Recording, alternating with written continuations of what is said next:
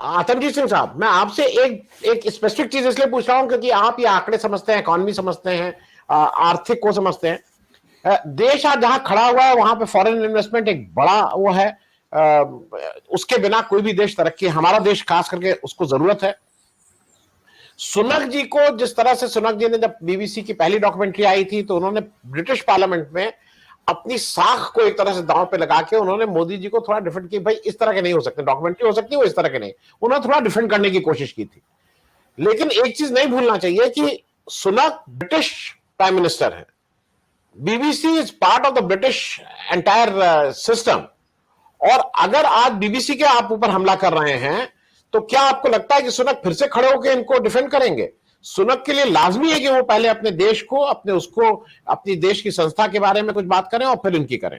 मैं ये बात इसलिए कह रहा हूं कि आज भी अडानी जी का भी अगर ये फायदा कराना चाहते हैं, मान लीजिए उनको लगता है, अडानी जी का 60% अभी भी विदेशी कर्जे से ही वो है, जो उनका टोटल कर्जा है उसका 60% विदेशी है कर्जा। तो और कर्जा देना बंद हो गया है। तो ये सब हरकत करके मैं जरा, दोनों प्रश्न है कि सुनक जी के लिए ये और तकलीफ पैदा कर दे रहे हैं, सुनक को इस पुशिंग टूवर्ड्स हिम कि वो सुनक चाह के भी इनकी कोई मदद ना कर पाए, अगर चाहे भी उनका इलेक्शन राउंड दी कॉर्नर है। और दूसरा, ये अडानी जी के लिए भी मुश्किल पैदा कर रहे हैं, दुनिया से अब एक पैसा नहीं मिलने वाला। आतंकजीत सिंह साहब, दोनों चीजों पे जी, मैं इसके तीन पार्ट्स हैं। पहला पार्ट तो टेक्निकल पार्ट है कि बीबीसी पे सर्वे, ये जिसको रेड कहा जा रहा है, वो है क्यों। उसका दूसरा पार्ट जो आपने पॉलिटिकल रेमिफिकेशन की बात की कि सुनक पे या ब्रिटिश गवर्नमेंट पे इसका क्या असर पड़ेगा, और तीसरा भाग उसका है कि अदानी की इन्वेस्टमेंट्स कहां से आएंगी।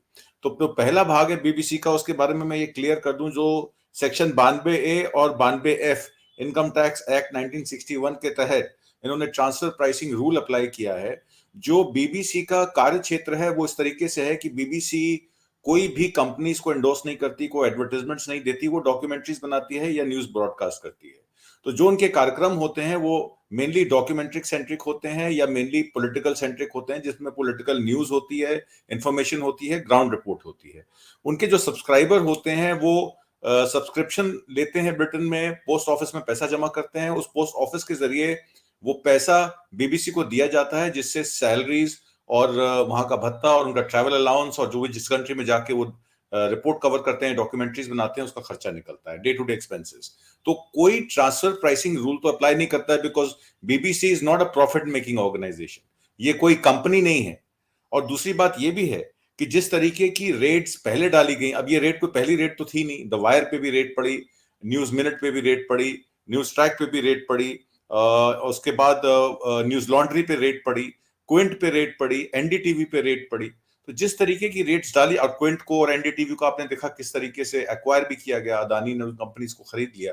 तो ये इंटिमिडेशन की कहानी है। अब ये इंटिमिडेशन आप हिंदुस्तानी कंपनीज पे तो कर सकते हैं, पर क्या इंटरनेशनल कंपनीज पे? बीबीसी एक रिप्यूटेड कंपनी है, सीएनएन एक रिप्यूटेड ऑर्गेनाइजेशन है जो न्यूज रिपोर्टिंग करती है, सीएनएन अमेरिका से ऑपरेट करती है, बीबीसी ब्रिटिश कंपनी है तो वो ब्रिटेन से ऑपरेट करती है। अब उनकी साख पे इल्जाम लगाना कि ये जो प्रधानमंत्री मोदी के बारे में कहा गया ये एंटी इंडिया है, ये कॉलोनियल माइंडसेट है, इसमें जो है वो हिंदुस्तान की हिंदुस्तान की सांप्रदायिकता को खतरा है। पर क्या ब्रिटेन एक सांप्रदायिक, मतलब एक कंट्री नहीं है जिसमें हर देश के लोग रहते हैं? हमारे हिंदुस्तान के ही कितने हिंदू, मुसलमान और पंजाब के लोग जो है वो ब्रिटेन में रहते हैं। तो अगर वो वहां ऑपरेट कर सकती है ब्रिटेन में, तो हिंदुस्तान में उसको डॉक्यूमेंट्री दिखाने की क्या प्रॉब्लम है?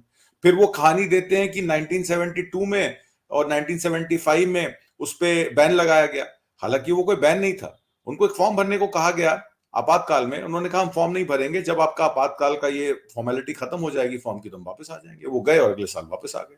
तो ये उसको आपातकाल से लिंक करना, कांग्रेस की सरकारों में बीबीसी पे कुछ प्रतिबंध लगाए गए उससे उसको कोरिलेट करना, तो ये सब बातें जो है बेईमानी हो जाती हैं। ये जितना मैलिस है बीबीसी के खिलाफ दिया जा रहा है, ये एक प्रोपेगेंडा, एक टूल किट है, और ये टूल किट जो है वो यहाँ की सरकार की है। अब बीजेपी के लोग इल्जाम लगाते हैं कि देखिए ये टूल किट, फार्मर आंदोलन, किसान आंदोलन की टूल किट देखिए, ये देखिए जो हिंदुस्तान का प्रोपेगेंडा किया जा रहा है बाहर के देशों में, हिंदुस्तान को एक गलत पिक्चर में दिखाया जा रहा है, गलत नजरिए से दिखाया जा रहा है, तो ये टूल किट है। पर असली टूल किट तो ये है कि जो हिंदुस्तान की सरकार, जो आज की डेट में बीजेपी की सरकार है या मोदी की सरकार है, उसके खिलाफ बोलेगा तो उस पर वो एक्शन होगा। उस पर ईडी भी भेजी जाएगी, उस पर इनकम टैक्स भी भेजी जाएगी, उस पर सीबीआई भी भेजी जाएगी, उस पर तरह तरह की प्रताड़नाएं होंगी, उन पर तरह तरह के सैंक्शंस लगेंगे, उनको ऑपरेट नहीं करने दिया जाएगा। नहीं तो ऐसी कंपनी में सर्वे करने का क्या मतलब है जो प्रॉफिट डिराइव ही नहीं करती है, ना उसकी कोई ट्रांसफर प्राइसिंग पॉलिसी है। ये तो है नहीं कि अंडर लाइसेंस काम कर रही है कि यहाँ का पैसा कोई बीबीसी वर्ल्ड को जा रहा है या बीबीसी ब्रिटेन की कंपनी को जा रहा है।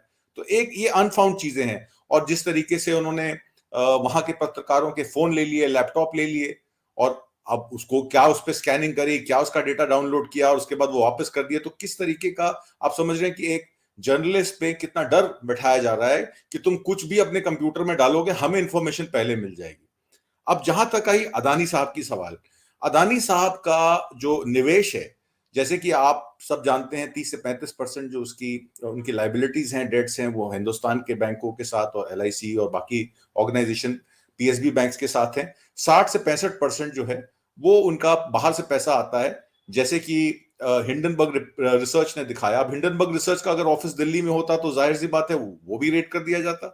तो इस तरीके से तो आपके तरह तरह के ईडी और सीबीआई के दफ्तर हर जगह खुल जाने चाहिए। अमेरिका में भी खोल दीजिए, एक लंदन में बिठा दीजिए, एक लॉस एंजलिस में बिठा दीजिए, वहां पे हिंडनबर्ग रिसर्च पे इंक्वायरी कर लीजिए। मतलब इस तरीके का जो नेशनलाइजेशन के नाम पर जिस तरीके से ये गुंडागर्दी हो रही है। अदानी की जहां तक मैं आपको बात बताऊं, अदानी का जो पैसा शेल कंपनीज के थ्रू आता है, जैसे पहले हम लोगों ने कई बार डिस्कस किया मॉरिशस के थ्रू शेल कंपनीज कैसे ऑपरेट करती हैं, हांगकांग में डायमंड का लेन देन जो होता है, राउंड ट्रिपिंग कैसे होती है। एक चीज और मैं आपको बता दूं, ये खबर मेरे पास आई थी, उसमें यह बताया गया कि जब ये डिमोनेटाइजेशन हुई तो डिमोनेटाइजेशन में बहुत सारा पैसा यहां से हवाला ट्रांजैक्शंस के थ्रू बाहर के देशों में भेजा गया। 90% पैसा जो है करेंसी सर्कुलेशन, जब कहा गया कि 500 2000 के नोट जो हैं वो आज के बाद लीगल टेंडर नहीं रहेंगे, तो उसमें कम से कम 1,07,000 करोड़ रुपए का तो एक ही एक नरेश जैन के नाम का आदमी निकल के आ रहा है कि उसने मनी लॉन्ड्रिंग की उन 500 और 1000 के नोटों की। उसमें 550 शेल कंपनीज का इस्तेमाल किया गया और 940 बैंक अकाउंट यूज किए गए। सिर्फ एक अकाउंट की बात बता रहा हूं, ऐसे अनगिनत अकाउंट हैं।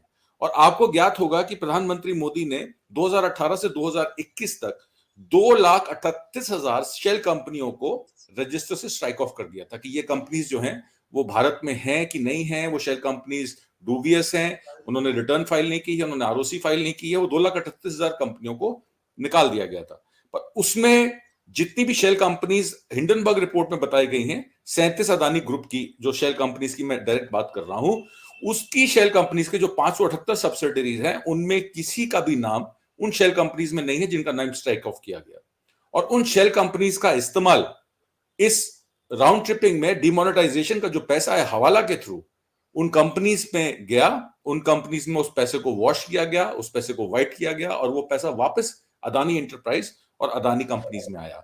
इसमें एक बहुत बड़ा रोल एक स्पेसिफिक कंट्री का माना जा रहा है, वो यूएई है, United Arab Emirates. United Arab Emirates में एएमएल लॉज अप्लाई नहीं करते, जिसका मतलब यह है कि अगर आपकी हिंदुस्तान में कोई कंपनी है तो उसकी सब्सिडरी कंपनी अगर यूएई में है तो पेरेंट कंपनी से सब्सिडरी कंपनीज में पैसा ट्रांसफर किया जा सकता है और कितना भी पैसा ट्रांसफर किया जा सकता है। आज आपने कल आपने परसों न्यूज पढ़ी होगी, आईएचसी एक फाइनेंशियल इंस्टीट्यूशन है यूएई की, अबू धाबी की, उसमें $1.5 बिलियन का लोन अदानी साहब ने मांगा है। हालांकि $1.1 बिलियन का लोन उन्होंने अभी, बिकॉज आपको पता है कि जब उनको शेयर्स प्लेज करने थे $500 मिलियन के और शेयर्स मांगे गए तो उन्होंने वो लोन पे ऑफ करके अपने शेयर्स छुड़वा लिए $1.1 बिलियन के। अब उस पैसे को पूरा करने के लिए 1.5 बिलियन, करीब 12,000 करोड़ रुपए का, वो दोबारा आईएचसी से कह रहे हैं कि हमें शॉर्ट टर्म फंडिंग चाहिए क्योंकि हमारा इंफ्रास्ट्रक्चर प्रोजेक्ट जो अदानी पोर्ट्स एंड एसईजेड का है या अदानी एयरपोर्ट का है, उसमें हमारे काम में रुकावट आ सकती है। अब आईएचसी कहता है कि भाई मेरे पास या तो कोलैटरल दे दो, कोई प्रॉपर्टी दे दो, कोई शेयर्स अपने दे दो, 100% कोलैटरल दे दो तो मैं उतनी लिक्विडिटी आपको दे दूंगा, चाहे आप शेयर्स प्लेज कर दीजिए चाहे आप कोलैटरल पे कर दीजिए। सुनने में यह आ रहा है कि आईएचसी को जो इनकी शेल कंपनीज हैं उनके द्वारा उतने ही अमाउंट का कोलैटरल दिया जाएगा ताकि यहां यह दिखाया जा सके कि अदानी के पास कोई प्रॉब्लम नहीं है बाहर से पैसा लाने में। आप उस बात को समझिए, क्योंकि अगर आईएचसी उनको $1.5 बिलियन का एक क्लीन क्रेडिट दे देगी तो बाहर के मार्केट में या निवेशकों में एक आश्वासन है अदानी का ही पैसा, पर वो रीरूट करके आईएचसी के थ्रू ले लेंगे ताकि आश्वासन आ जाए कि कोई फॉरेन इंस्टीट्यूशंस, ग्लोबल बैंक या मार्केट का ऑपरेटर अदानी को पैसा देने से हिचकिचा नहीं रहा है। तो ठीक है, मेरा कहने का मतलब है कि इसको भी मैनेज किया जा रहा है। किस तरीके से, मैंने आपको जस्ट एक छोटा सा एग्जांपल दिया, इसमें बहुत सारी चीजें और हैं जी। आतंक सिंह का बहुत ही संक्षेप में देखिए, आप मैनेज एक हद तक कर सकते हैं, 1 दिन 2 दिन 10 दिन 20 दिन 1 महीना 2 महीना 4 महीना, जब तक वो फ्री फ्लो ऑफ मतलब फाइनेंस नहीं होगा और वो जब तक दुनिया से नहीं आया। यूएई से देखिए, ये सारी चीजें, ये जो मैनेजमेंट है ये ये मैनेज है, लेकिन आप जब तक एक फ्री फ्लो नहीं रखेंगे तब तक ये शायद मुश्किल होगा। तो वो मैं उसकी बात कर रहा था, मैं उस पर भी आ रहा हूं। अब नहीं उस फर्ज कीजिए मैं एक मिनट में बात खत्म करूंगा। मुंद्रा पोर्ट है, मुंबई एयरपोर्ट है, 50 साल की लीज है, 7 एयरपोर्ट्स हैं, 50 साल की लीज है। It is virtually shifting assets of हमारे हिंदुस्तान के एसेट्स एक प्राइवेट कंपनी में ट्रांसफर किए जा रहे हैं।